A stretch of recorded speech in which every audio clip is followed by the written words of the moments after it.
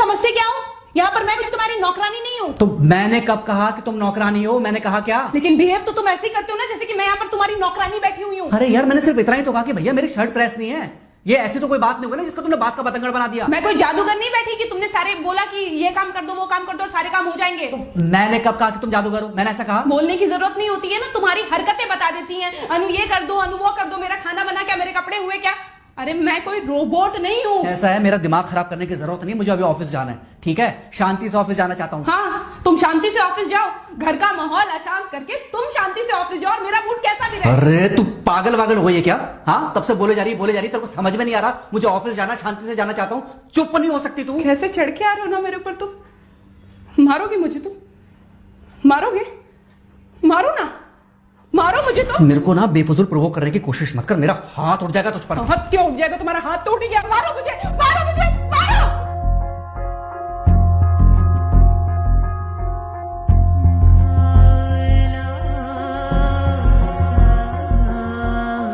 Mummy. बेटा, बेटा क्या हुआ है? हाँ मम्मी मुझे याद नहीं रहता मम्मी, मैं अभी आ रही हूँ। अरे बेटा, पर हुआ क्या है? कम से कम एक बार हमको बताओ तो सही तुम। बस बात हुआ मम्मी, हम नहीं रह सकती मैं यहाँ पर। क्या हुआ? इसने हाथ उठाया मुझ पर। किसने? राहुल ने। बेटा तुम एक काम करो, तुम सीधे अपना सामान बांधो और चुपचाप घर चली आओ। तुमको 1 मिनट भी वहाँ रुकने की कोई जरूरत नहीं है। सुन रहे हो ना तुम? अरे हुआ क्या, मुझे बताओगे जरा? दामाद जी ने हमारी बेटी के ऊपर हाथ उठाया। कल को तो वो मेरी बेटी को जान से मार डालेगा। अरे 1 मिनट रुको यार, तुम मुझे फोन दो जरा। हाँ बेटा, क्या हुआ? राहुल ने हाथ उठाया मुझ पर पापा। हाथ उठाया मतलब मारा? नहीं, लेकिन हाथ उठाया मेरे ऊपर। मतलब मारा नहीं? नहीं, लेकिन शाम को तो आकर मार सकता है ना मुझे वो गुस्से में था? हाँ बहुत। बेटा तुम तो शांत थी ना, तुम तो गुस्से में नहीं थी ना? नहीं, मैंने भी गुस्से में बहुत सुनाया। तो अब क्या चाहती हो? मुझे नहीं रहना पापा, मैं घर आ रही हूँ। ठीक है बेटा, घर आ जाओ, लेकिन दोबारा जाओगी तो नहीं? नहीं। हाँ तो बेटा आ जाओ, तुम्हारा तलाक करवा देते हैं उससे। लेकिन तुम श्योर हो ना कि दोबारा जिससे शादी होगी वो तुम पर गुस्सा नहीं करेगा और तुम उससे गुस्सा नहीं करोगी, तुम दोनों के बीच में झगड़े नहीं होंगे? अगर तुम श्योर हो तो आ जाओ, और अगर श्योर नहीं हो तो फिर वहाँ रहो, उससे बात करो जब वो आएगा। ठीक है, आराम से बैठकर मामला सुलझाओ, जैसे तुम्हारी मम्मी और हम बैठकर सुलझाते हैं। भाई झगड़े किसके बीच में नहीं होते? तुम्हारे भाई के बीच में भी हुए हैं, तुम्हारे और मेरे बीच में भी हुए हैं, तुम्हारी और तुम्हारी माँ के बीच में भी हुए हैं। कई बार तुम्हारी माँ ने तुम पर हाथ भी उठाया है, और कई बार ना सिर्फ हाथ उठाया है बल्कि मारा भी है। क्या तब भी तुम घर छोड़कर चली गई थी? बोलो। नहीं। तो फिर अब क्यों वो घर छोड़कर आना चाहती हो? भाई उस घर को भी वैसे ही अपना मानो जैसे तुम इस घर को अपना मानती थी, जैसे तुम हमें अपना मानती थी। ठीक है, शाम को जब वो आएगा तो उससे प्यार से बात करना, जैसे हमसे करती थी लड़ने के बाद। ठीक है? क्या हुआ? फोन काट दिया लगता है। हाँ तो ऐसे कौन बोलता है अपनी बेटी को? अरे भाई आज हम जिंदा हैं तो वो लड़के आ जाएगी यहाँ, कल जब हम जिंदा नहीं रहेंगे तो फिर कहाँ जाएगी? मैं नहीं चाहता कि ऐसे ही वो अपने हालातों से भागती रहे।